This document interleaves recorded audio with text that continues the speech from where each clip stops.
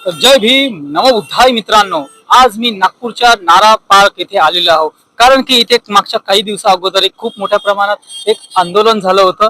तुम्हाला माहीतच असेल की ह्याच नारा पार्क डॉक्टर बाबासाहेब आंबेडकर यांच्या स्मारकासाठी मागील म्हणजे जी 130 एकरची जमीन आहे त्याच्यासाठी हा वाद आहे. त्या आंदोलन इत्यर्थ इथे बघा काही लोक आहेत, इथे तोडफोड वगैरे झाली होती मागे, तर त्याचीच आपण इथे अधिक माहिती घेण्यासाठी आपण आज इथे आलेलो आहोत. इथे काही लोक आहेत, तर चला तर आपण त्यांच्याकडून त्यांची माहिती घेऊया मित्रांनो. आधी तुमचं नाव सांगा, आधी काय आहे? माझं नाव यमुनाबाई भाऊराव रामटेके. मी कल्पना नगर मध्ये राहते. त्या दिवशी नेमकं काय झालं होतं ते इथे एकदम त्या दिवशी आम्ही 14 ऑक्टोबरचा कार्यक्रम होता. ते आम्ही इथे कार्यक्रम ठेवलेला होता. तर कार्यक्रम इथे ठेवलेला होता आम्ही 14 ऑक्टोबरला. त्याच्यासाठी आम्ही ना थोडी जागा लोकांना ऊन लागल्या पाहिजे म्हणून आम्ही थोडं मांडव थोडासा वाढवला होता 14 ऑक्टोबर साठी. तर आम्ही 15लाच खोलणार होतो, पण याची माणसं नव्हते म्हणून आम्ही 16ला खोलणार होतो. तर त्याच्यासाठी ह्या लोकांनी ऑफिस तर 10 वाजता खोलतात, पण हे लोक सकाळी 6 वाजताच आले आणि येथे त्याने आंदोलन केला. इथे आमचे लोक कोणी उपस्थित नव्हते. त्यांनी आमचे लोक कोणी उपस्थित नव्हते, पण त्यांनी कारवाई हे त्यांनी सुरू केली. आम्ही 8 वाजतापासून तिथे रस्ता बंद केला त्यांनी. आम्ही म्हटलं आम्ही उपासानं बसणाऱ्या बाया आहो, आम्हाला तुम्ही जाऊ द्या. 3 घंटे आम्ही तिथे उन्हामध्ये थांबलो. तहान लागून गेली, परेशान झालो आम्ही, पण तरी पण त्यांनी आम्हाला येऊ दिलं नाही. अशी त्यांनी कारवाई केली की आम्हाला ते अत्याचार केला त्यांनी. इथे तो मांडव पाडला, तर आमचा पंचशिलेचा झेंडाही पडला त्याच्याबरोबर. तर आता त्यांनी आमच्यावर इतका अत्याचार केला की ते आम्हाला गोलीच मारायचे राहिले. तर मग आम्ही आल्याच्या नंतर आम्ही आता लोकांनी जे काही बोललो तो बोललो. आता त्यांनी हे आमची भरपाई करून देवायला पाहिजेत होती. आमची नुकसान झाली. आम्ही एक एक पैसा जमा करून सन्यानी, कोणी आम्हाला येते खासदार नाही, आमदार नाही, कोणाचा आम्हाला साथ नाही आहे. हे आम्ही प्रामाणिकच लोक. हा 383 दिवस झाले. तर हा आम्ही आंदोलन हे आम्ही सामान्य लोकच चालत आहोत. त्याच्या आम्हाला कारण की 130 एकर जागा बाबासाहेबांच्या नावाची याची आरक्षित झालेली आहे.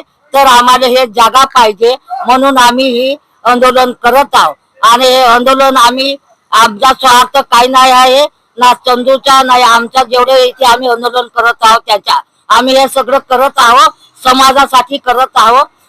समाजाच्या आमच्या लोकांच्या शाळा दवाखाने आमच्या लोकांना फुकट नाही आहेत म्हणून आम्ही इथे करत आहोत की इथे शाळा बनतील, दवाखाने बनतील, लेकराचं शिक्षण होईल समाजच्या समोरच्या पिढीसाठी. याच्यासाठी आम्ही हे कार्य करत आहोत आणि हे जाग्यासाठी आम्ही भांडत आहोत.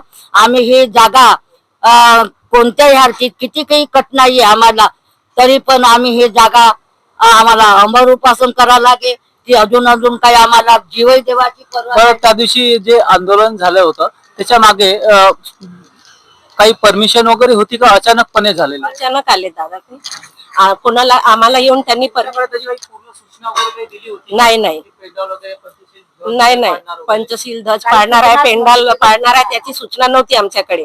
आम्ही जो वाढवलं होतो ते आमच्याकडे 2 ऑक्टोबरला काही लोक येणार होते. पावसामुळे ते इकडे आले नाही आणि ते थांबतील म्हणूनच आम्ही हा थोडा पेंडाल वाढवलं होतो. 14 ऑक्टोबरचा कार्यक्रम संपला की आम्ही 15 ऑक्टोबरला ते काढणार होतो आणि आमच्याकडे 2 माणसं सुद्धा आले होते हा पेंडाल काढण्यासाठी. पण आमच्याकडे कोणतेच आमचे उपासक उपस्थित नसल्यामुळे ते वापस गेले. तर 16 तारखेला इथे कोणी नसताना आम्ही इथे 11 ते 5 वाजेपर्यंत बसतो. तर बाया 10:30 वाजेपासून येतात. सकाळीच त्यांनी 6 वाजता हा कार्यक्रम त्यांनी आपला सुरू केला आणि आम्ही आलो तर तिथे बॅरिकेडच्या इकडे आम्हाला येऊच नाही दिला. मी अशी आतमध्ये येत होती तर माझ्या पार गाडी सुद्धा पडली. त्या लेडीज पोलिसनीच उचललं सुद्धा आणि आम्ही इकडूनही आलो तरी पण आम्हाला येऊ नाही दिलं. आणि त्यांनी आम्हाला न करता नोटीस सुद्धा दिलं नाही आणि पोलीस प्रशासन आणि महानगरपालिकेचे लोकांनी पाडलं. त्यांनी आमच्या तिरंग्याचा अपमान करायला नको पाहिजे होता. आपला पंचशील ध्वजाचा त्यांनी जरी त्यांनी पाडला का नाही पाडला, त्यांनी तो पेंडॉल पाडला तो पडला म्हणतात आहेत, तरी तो आमच्या पंचशील ध्वजाचा अपमान झाला आहे, तो आम्ही सहन करणार नाही. आणि अगर हे आम्हाला आणखी त्रास देतील तर आम्ही हे सहन करू नाही. आणखी आम्ही आता उपोषण, साखळी उपोषण आहे, आम्ही आमरण उपोषण सुद्धा करू. आपल्यासोबत आणखीन एक सर आहेत, त्यांच्याकडून देखील आपण त्यांची माहिती घेऊया. सर, हे जे आंदोलन झालेलं आहे त्यामागे नेमका हात कोणाचा आहे, त्याच्या मागचा दोषी कोण आहे असं तुम्हाला वाटतं? मेरे हिसाब से तो जो 16 अक्टूबर की जो घटना हुई ये काफी निर्दयी घटना है. पुलिस प्रशासन और एनएमसी की तरफ से ये जो इस 130 एकड़ नारा पार्क में इसको एक असंवैधानिक हमला ही बोला जाएगा. बिगर बताए, बिगर इंटीमेशन करे, एक तो एक बिल्डर की भी इसमें साजिश हो सकती है, क्योंकि अभी ये जो आंदोलन है ये काफी इसका ये बहुत आगे बढ़ रहा है. हो सकता है ये बिल्डर की साजिश हो, जिस कारण से ये 130 एकड़ नारा पार्क में यहाँ जो लोग हमेशा साखरी उपोषण पे बैठते हैं, वो ये आंदोलन ये पूरी तरह खत्म करने की कोशिश उनके द्वारा की जा रही थी. और इसके लिए जवाबदार मेरे हिसाब से पुलिस प्रशासन, एनएमसी, और जो हमको ये पार्क नहीं देना चाहता है बिल्डर या जो भी इसके पीछे लॉबी होंगी, ये पूरी तरह उस दिन ये यहाँ से हमारा आंदोलन खत्म करने की उन्होंने पूरी तैयारी करी थी. उस घटना के बाद अभी आपका अगला कदम क्या होगा? अभी उस दिन की घटना की वजह से यहाँ पे आम्बेडकरवादी लोग काफी तादाद में अभी ये आंदोलन एक बहुत विशाल, हाँ, ये विशाल अभी मोर्चा होने वाला है. अभी हम अधिवेशन में भी मोर्चे की तैयारी कर रहे हैं. अभी हमने निवेदन वगैरह भी 2 से 3 जगह पे दिया है कि ये कार्रवाई किसने कराई, ये अभी तक हमको पता नहीं हुआ है. और अभी हम ये आंदोलन और तीव्र करेंगे. तर मित्रांनो, अशा पद्धतीने आपण इथून नारा पार्कच्या इथून आपण अनेक लोकांच्या असं घटना माहिती घेतलेली आहे. तर असं मित्रांनो, ह्या व्हिडिओला तुम्ही काय म्हणता हे आम्हाला कमेंट बॉक्स मध्ये नक्की सांगा. आणि जर तुम्ही आमच्या चॅनलवर नवीन असाल तर मला लाईक करा, शेअर करा आणि सबस्क्राईब करा. जय भीम, नमो बुद्धाय.